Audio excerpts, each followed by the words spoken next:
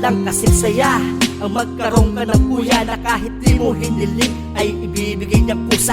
Walang makakapare sa pinaranas niya sa amin. Mga laro niya sa PlayStation ay pinasawa niya sa amin dahil alam niya ang pakiramdam ng pinagdamutan. Mga kalungkutan namin nung bata kanyang tinugunan. Tinuruan niya kung paano humawak ng motorsiklo at kung kailangan ng tulong agad siyang sumasaklolo. Kaya nung magkaisip ikaw ang sinalamin sa discarded kasipagan, doon ako believe hindi ka man nakapagtapos. Hindi yun naging dahilan nakipagsabayan sa mga marunong kahit na walang diploma. Unting-unting na bago ang ikot ng mundo mo nung ikaw ay binayaan ng unang anak mo. Binigay mo ng lubos mga luho ng iyong anak. Kaya kapag inaalala kaluhan nila ay pumapatak. Tanda ko pa doon sa Paete, Laguna, naging kargador ka sa maliit na pamilihan. Doon ko nakita kung paano ka dumiskarte at baguhin ang sarili dahil sa mga nangyari. Sapagkat nabinakati sa mga taong mapupusok na awaan ka, isipan sa utak ng mapupurol.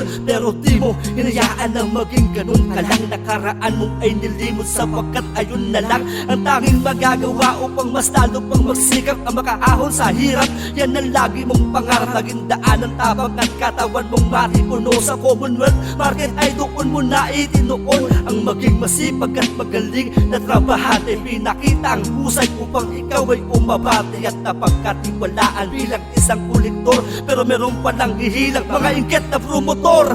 Di ka namin makakalimutan ang nalaanan mo'y nasa puso't isipan. Mahirap man tanggapin na ang mayayaman lang ang merong hustisya. Wala kang sinayang na sandali kundi ang magandang buhay para sa pamilya mo. Mas sasabing ititunay pawis, pagod at puyat ang inilaan mo sa kanila. Makakain ng maayos at buhay na marangyaw. Walang pinakita na masama kaya ikaw ay kinilalangon sa maganda pakikitong ikaw ngayon ay tinabla. Naaalala ko noon galing ako ng trabaho, alamig na pakiramdam ko. Bakit kaya ganun? Pagdating ko sa bahay, tahimik lang sila, wala akong kamalay-malay. Ngunit binanggit nila wala na si kuya mo.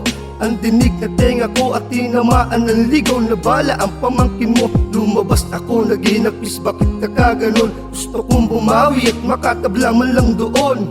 Kuya Alec, kung nasan ka man ngayon, gabayan mo kami lahat ng mga nilisan mo. Marso 16, 2018 ikay pinagbabaril hanggang tumaanak ang dugo mo. Alitan sa trabaho ang motibo sa krimen. Wala namang makapagturo, puro tiko mong bebek. Ano ba ang dahilan? Hindi ko maintindihan. Bakit may mga taong hindi parehas kung lumaban? Yan ba ang solusyon para kayo'y makalamang ang kumitil ng buhay kahit walang kaalam-alam? Di nyo ba inisip na meron siyang 6 na anak na labis na nangungulila dahil di nila tanggap hanggang ngayon walang justisya ang iyong pagkawala dahil may kapangyarihan yung may pera sa wala. Kuya Lek, bakit ba nila sa iyo to ginawa? Pangarap mong magandang buhay ay bigla ang nawala. Tandaan mo kahit sa panaginip ka lang nakikita, alam kong ito'y gabay upang ikaw ay maalala. Di